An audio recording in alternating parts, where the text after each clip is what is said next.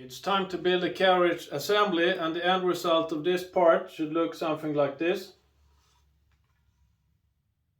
Here are the main components laid out for the carriage assembly. So we have this part here, which are already glued together. That will become the carriage base and the flange. And then we have the flange support pieces over here, the linear bearings and a lot of screws to attach those. I have a piece of metal here that will become the pointer. And then, as usual, some cross dowels and flange head screws. I begin by screwing up one side of my double layers, and then I cut them to correct width, and then I move over to the crosscut sled and square up one side and still keep the length oversized. So, after cutting the part for the carriage base and flange to correct width, I mark one edge with an R. And that R will be used against the fence in all operations, both routing in the grooves for the clamps as well as drilling the holes for the linear bearings. And just as before, by using only one edge as a reference, I make sure that everything will be nice and parallel. If you wonder which side is front and back, I will use the one with a long side grain as the front, because then I will minimize the tear out when I make the routings. I have also laid out these relief cuts that I will cut on the table saw, and that is to remove most of the waste to make life easier for the dovetail cutter later on.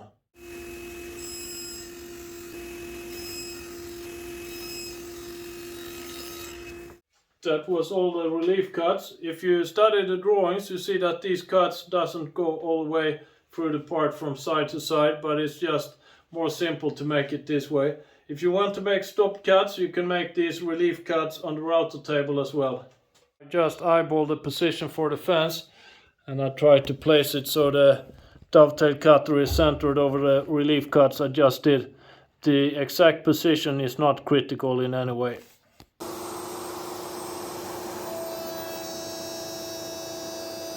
And for those of you who wonder, yes, these Incra clean sweep inserts are really good for internal cuts like this. So this is the cut I just made. Usually these can build up with a lot of sawdust and chips, but these clean sweeps takes almost all dust. And that is with no dust box below the table. I just have my vacuum hose connected to the router under the table. After routing all the dovetail grooves, I go ahead and sand the top edges slightly to remove the sharp edges. If you look on Microrig's dedicated dovetail cutter for making these slots, it also makes a small round on the top edge here. I wouldn't say it's necessary at all to use their dovetail cutter. You could just as well use a normal one as I did, and then sand the edges manually. With the grooves routed, it's time to separate the flange and the base. After the routing and the cross cutting, you will most likely have some tear out here on the exit sides of the grooves. Not that it really matters maybe, since this is a jig rather than a piece of furniture. But if I want to sand in these tight areas, I usually use a card scraper and a sandpaper wrapped around that, and then you can use that as a support for the sandpaper. So I just go over these edges and round them slightly, and that will make it easier to insert the clamps as well. So it's time to put these parts together, and I will start with the flange subassembly. The workflow will be something like this. I will start by routing grooves here. That is for these to fit in there. I will also drill holes in the flange for the screws. Then I will dry fit these together and mark the screw positions through the flange in these ones here. Then I will drill the holes in these two, as well as the mounting holes for the whole flange. And after that is done, I will glue this in position, and I will screw this onto this.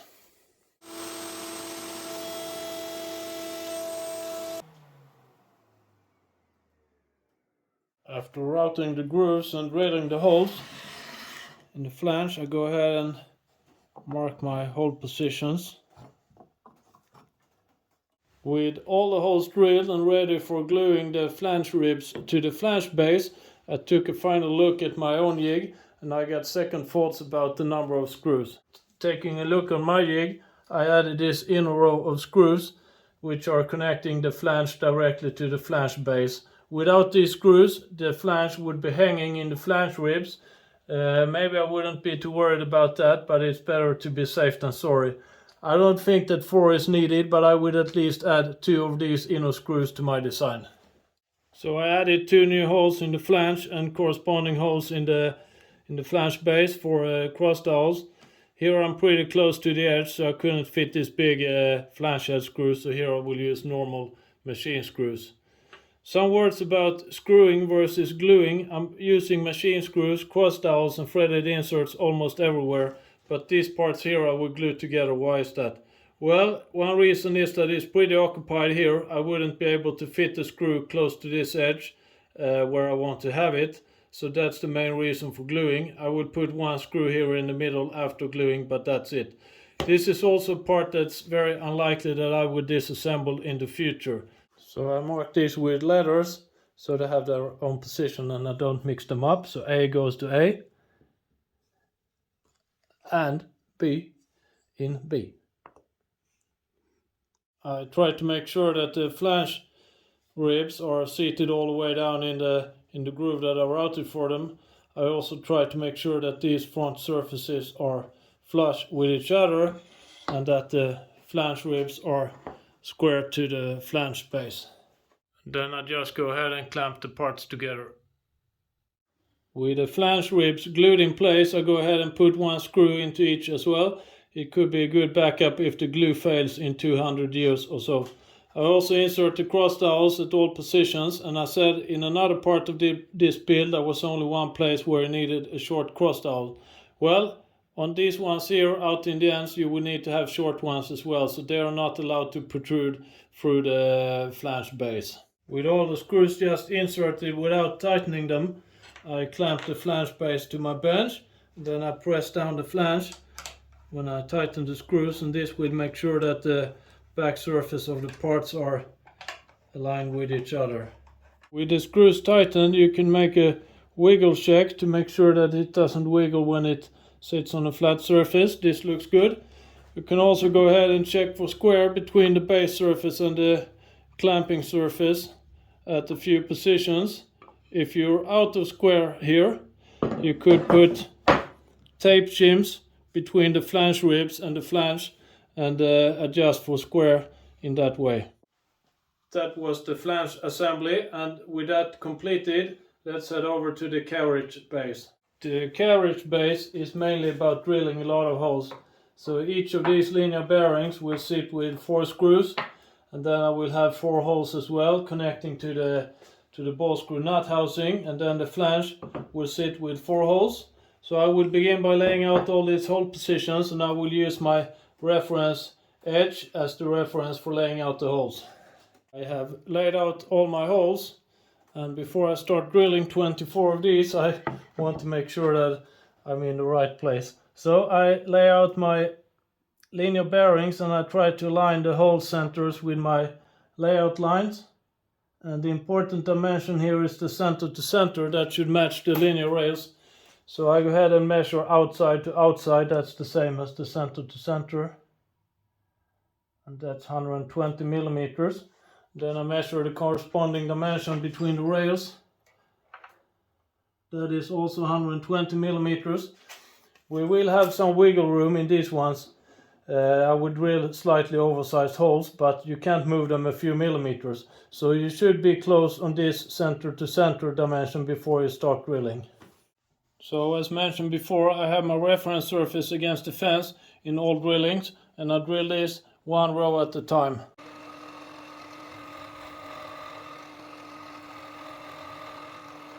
After drilling the through holes in 1 row, I switch to 10 mm Forstner bit and I set my depth stop, and then I drill the 10 mm holes to countersink the screws.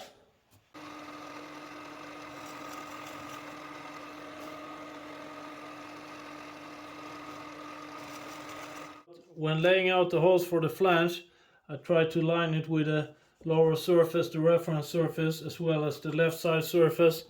And then I try to make it square to the reference surface. Oops. Then I clamp it in place. And then, just as before, I use the existing holes to lay out the corresponding holes in the carriage base. To route the shallow groove for the pointer, I attach my carriage to my mortise jig, and I will be routing up here. This jig has its own video in case you're interested in it.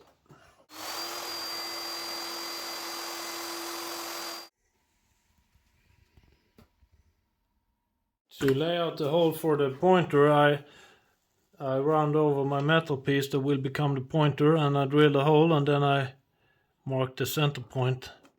I have drilled all the holes that I need. For the hole up here for the cross dowel, make sure that you don't drill too far and blow out the bottom of this routed dovetail track. So set the depth stop for that when you drill that. And as you see, the holes here for the flange, they end up in the middle of my routed tracks. So I can't set the threaded insert from this side, so instead I drilled through the whole thing, and then I install the threaded inserts from the back side. Before attaching the linear bearings to the carriage, you have to take them one by one and test slide them on a rail. Make sure that you don't have any free play or sticky motion. There is a screw here on the side that you can use for adjusting that. The screw on the back side, I understand that as preventing the bearing sleeve from rotating. If you have a sticky motion and you loosen this screw and it's still sticky, there could be burr on the inside of these holes, and that will compress the bearing sleeve. So if that is the case, you have to take out the bearing sleeve and remove the burr, and then put the bearing sleeve back in. I have attached all the linear bearings, but the screws are not tightened yet, so they are free to move. There is one of them that you have to keep track of, and that's the one with the holes drilled for the spacer that needs to be in the correct corner. Except from that, I try to keep the adjustment screws facing outwards, then it's easier to reach. I place the jig on its back, and that's simply because this next step will be much easier without the gravity working against you. Then I move my ball screw nut as far to this side as possible, so I will have some free length here to play with without anything interfering. And then I slide this carriage with the linear bearings onto the rails. Now that the linear rails have determined the position for the bearings, I will go ahead and tighten these screws, and I will tighten 2 at a time for each bearing. Before you tighten the screws, check the dimension from the bottom plate up to the lower surface of the carriage. This should be about the same on both sides. Then you know it's almost parallel. You don't have to spend too much time on this and measure with a caliper and so on. As long as you're within a few tenths or half a millimeter, it's good enough. And the reason for that is that what's important here is that the linear rails are parallel to the bottom plate. Then this will travel in a parallel motion, and then if the carriage itself is slightly out of parallel, it doesn't matter. So I tighten 2 screws for each bearing. Then I will check the movement once again. With all screws tightened on all the bearings, you could go ahead and make a free play check in all directions. There shouldn't be any free play anywhere. And now you can slide this off, and this should now be really easy to slide back on since the position is already set. I flip the jig back up so it's standing normal again, and then I slide the carriage over the ball screw nut housing. Then I slide it until it's in position, aligned over the holes. And then I insert these 4 screws.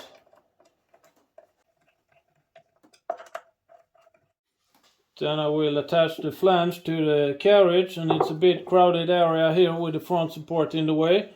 So what you could do to get to more open area easily is to attach your control wheel, and then you use that for moving the carriage. As usual, I just insert the screws without tightening them. Then there will be some adjustment and measuring before tightening this down. The first thing I check is that my routed tracks lines up in both the parts. And then I continue by checking for square between the bottom plate and the flange. And this could easily be adjusted since these screw holes are oversized. Then I check for square between the flange and the base in this direction. And since we built the flange square, this should be square, but you never know. If you're off here, you can either adjust the flange package itself, or you can put shims at this stage to make it square. I prefer to have the flange package really square, because then I can remove it and put it back on, and I know that I don't have to adjust it. Then I check for a square between the bottom plate and the carriage space in both end positions. If you're out of square here, you can loosen the screws on the sides and adjust the angle of the backbone wall. To adjust this side, you need to remove the control wheel. Just make a rough check here and see that you're close to square. Don't spend too much time on this, because we'll have to redo it later anyway. Next up is the pointer, and here this side is already done. The first bend will be somewhere here, and here you have to make sure that you don't collide with the nuts down here. So I make a line at this point here, and then I go and bend the first bend. Welcome to see my advanced sheet metal bending rig. So I place my piece of metal between two pieces of wood, and I align my line with this surface of the wood. Then I take another piece, and then I just bend over this edge.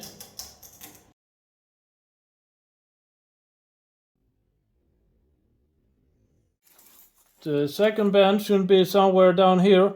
It could be hard to measure, so I place my notes on top of the note holder and make a line on the backbone wall. Then I remove the note holder, which we haven't screwed. Then I use that line on the backbone wall to eyeball the line for my second bend. The second bend is done exactly as the first one, and then I put the pointer in place and the set of notes. The pointer is not allowed to pass over the notes, because then it's difficult to insert the notes and remove them. So on the inside here of the notes, I place a mark on my pointer, and then I will stay inside that mark with a little margin.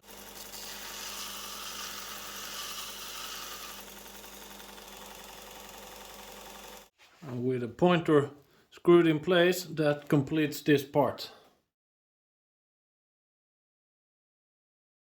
Just a few words about the option to build this with metal T-tracks instead.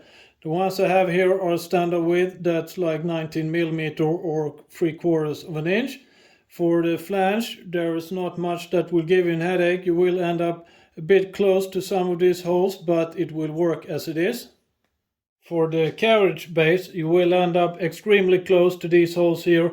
That's for the screws that holds the linear bearings. So if you look on close up on my part, it's very close to the T-tracks. And what I did to make some room for the washers and the screws was that I filed some round recesses where the screws are. So these file tracks are about 0.5mm deep, and that will give you clearance for both the washers and the screws. The T-track in this area is 3.5mm wide, so I'm not worried at all if I remove 0.5mm from that. Here is the carriage with the metal T-tracks complete and assembled. Except for the metal T-tracks, there is no difference at all to the ones with the routed in tracks for the clamps. Now when you thought we were almost done, it's time to disassemble the entire jig. Not really, it will be quick. But it's time to revisit the sides and make the backside chamfer and the friction ring interface. For laying out the backside chamfer of the sides, I insert one pin in the control wheel, and I make a line where that pin passes the top of the side. If this was the only reason for making this so late in the build, I would have chamfered this earlier and put the pointer here, but we will need to revisit the sides anyway for the friction ring. And now to the main reason for revisiting the sides so late in the build. I want to drill the holes for the pins for the friction ring, and the friction ring should be concentric to the flange coupling, and for that to happen we need to have pretty much everything in place, because we didn't know before where the flange coupling ended up. But now we know, so I put an A on the friction ring and I put the corresponding A on the jig, and that is to not mix up the holes. And then I try to place the friction ring so it's concentric around the flange coupling. Don't look too much on the hole, it's the flange coupling that matters. And you could also try to have these holes at the vertical line. You have some margin here, so it's not super critical, but do your best. When the friction ring is in position, I clamp it in place so it won't move, and then as many times before, I use these marking pins to lay out my hole centers. Then I loosen the side screws, both from the sides and from the bottom, so that I can remove the sides. Don't worry too much about the backbone, it's screwed from the bottom. You could build a small tower here supporting it, but otherwise it can stand up for a few minutes. I then cut the backside chamfer on both the side pieces.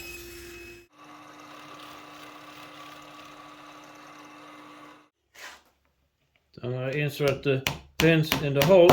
And if you have these cylindrical pins, they should have a quite good press fit. If it's too loose, put some CA glue in there.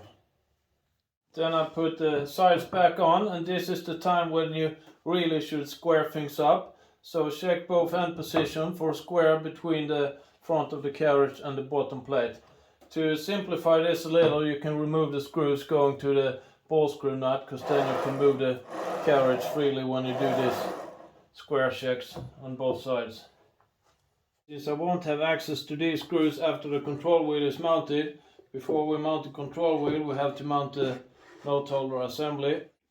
When it comes to the cord, just hide it here beneath the note holder and make sure that it doesn't interfere with anything, and then you push the note holder in position.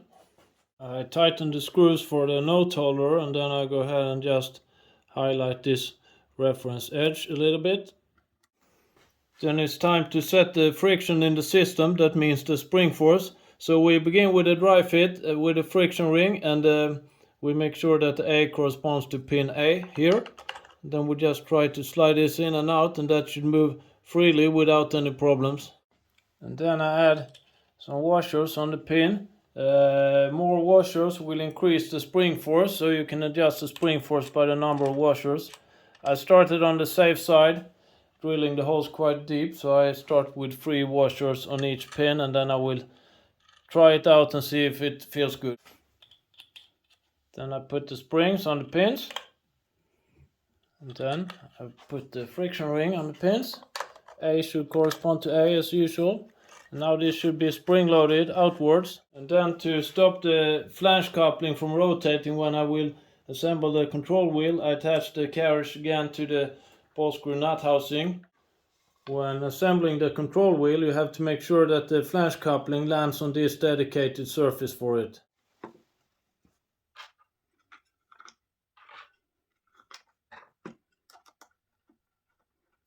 Then it's a matter of determining if this friction is too low or too high. It could be hard to tell since I haven't used the jig, but it's really easy to adjust the friction. Just remove the control wheel and adjust the number of spacers.